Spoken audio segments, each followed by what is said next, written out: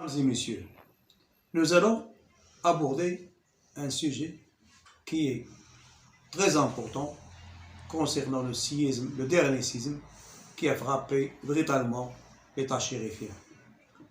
La télévision gouvernementale française a diffusé et a révélé sur le plateau une déclaration très vive et très insolente qui révèle que le Maroc refuse l'aide et la coopération française. Eh bien, cette révélation révèle deux observations. La première, c'est la malice politique qui renferme une mauvaise volonté et une mauvaise foi contre l'État chérifien.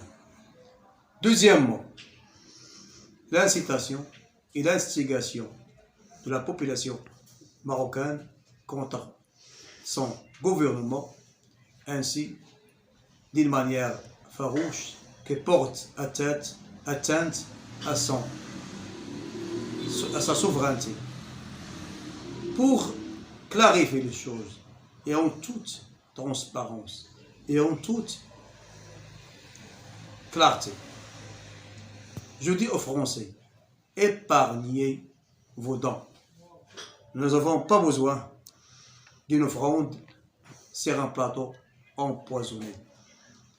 Et écoutez bien, notre Front national est très soudé. Un vrai sujet en fait, et je le sens sur ce plateau par rapport à tout ce qui vient d'être dit, un certain nombre de choses qui ont été dites, et la situation c'est très grave de dire sur un plateau de télévision que le Maroc refuse l'aide d'un pays. Ah non, alors, si vous me permettez... C'est ce qui émane de tout ce qui vient d'être dit. Si vous me permettez... Il est extrêmement grave, c'est même, je considère que c'est un appel à rébellion des populations marocaines. On est en train de dire aux Marocains, on veut vous aider, mais votre gouvernement ne nous laisse pas vous aider. Je considère ceci comme étant extrêmement grave. Alors, et il va falloir... Si vous me permettez de faire une petite parenthèse... le corriger. Puisque vous m'avez donné la parole, Benjamin, j'aimerais pouvoir terminer, puisque c'est un sujet... Et je vous laisse terminer dans une seconde, mais juste je fais une parenthèse. L'idée n'est pas de dire que le Maroc a refusé. L'idée est bien de souligner que les autorités marocaines, contrairement à d'autres pays comme l'Espagne, c'est ce qu'on évoquait avec l'ambassadeur, que les autorités marocaines n'ont pas encore répondu aux propositions françaises. Au moment où nous parlons, avec leurs équipes cynophiles sur le territoire marocain. Il y a en effet l'Espagne, avec 57 sapeurs-pompiers. Il y a les Britanniques, contrairement à ce que disait Monsieur le courtier, il ne semblait pas en être informé, qui ont commencé à opérer en fin d'après-midi. Il y a les Qataris et il y a les Émiratis. Et à ma connaissance, et effectivement, je rejoindrai Monsieur le courtier là-dessus, personne, ni les États-Unis, ni l'Inde, ni la Russie, ni tous les alliés, amis, et même sans être amis dans ce genre de situation, qui ont proposé leur aide au Maroc, ne se sont formalisés de ce que le Maroc dise. Écoutez, ça va prendre un moment, toute cette histoire. Nous avons... Mais personne ne se formalise, honnêtement. Je m'excuse, Amandine, si vous permettez. Oui, d'interrogation... Je voudrais juste terminer le raisonnement. Si on se formalise, on formule une incompréhension. Le Maroc ne répond pas à la France. Non, ce n'est pas les faits. Cela ne reflète pas les faits. Le Maroc a remercié hier le roi du Maroc, dont d'ailleurs vous parlez de silence. Chacun s'exprime de la manière dont il veut. Il y a ceux qui gèrent leur pays à travers Twitter. Ah oui. Il y a ceux qui le gèrent de manière différente. Donc ce que vous nous dites, voilà. Samira Sitaïl, c'est qu'en fait on voit tout ça avec nos lunettes de pays occidentaux, alors qu'en réalité c'est pas la même façon de communiquer. Non, ça serait trop caricatural de le résumer de cette manière, Benjamin. Moi je reviens à l'aspect purement politique évoqué par Amandine il y a quelques instants. On évoque la question algérienne. On évoque la question du Sahara marocain, qui est une affaire de justice, qui est une affaire éminemment stratégique et géopolitique pour le Maroc. Et ce n'est pas faux de dire que les relations franco-marocaines ne sont pas bonnes. L'immigration.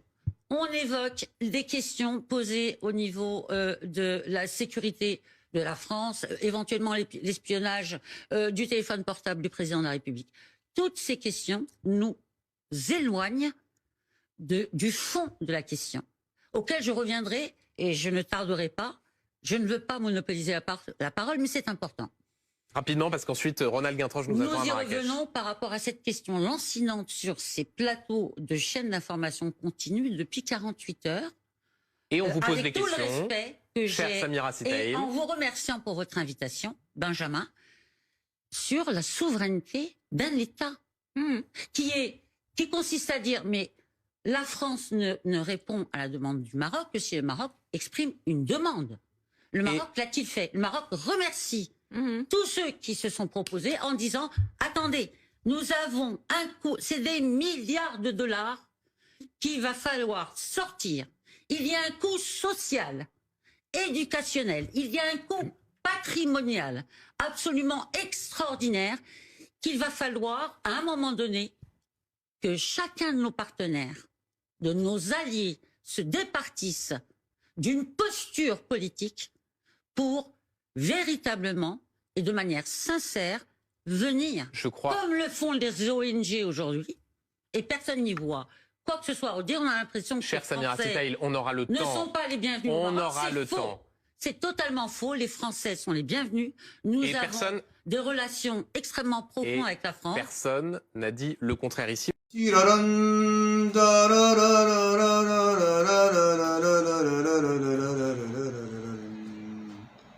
Utilisez tant de malice,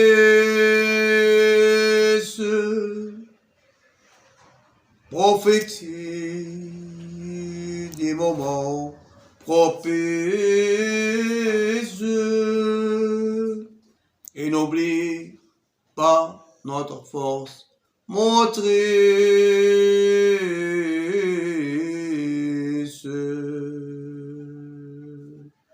Adieu.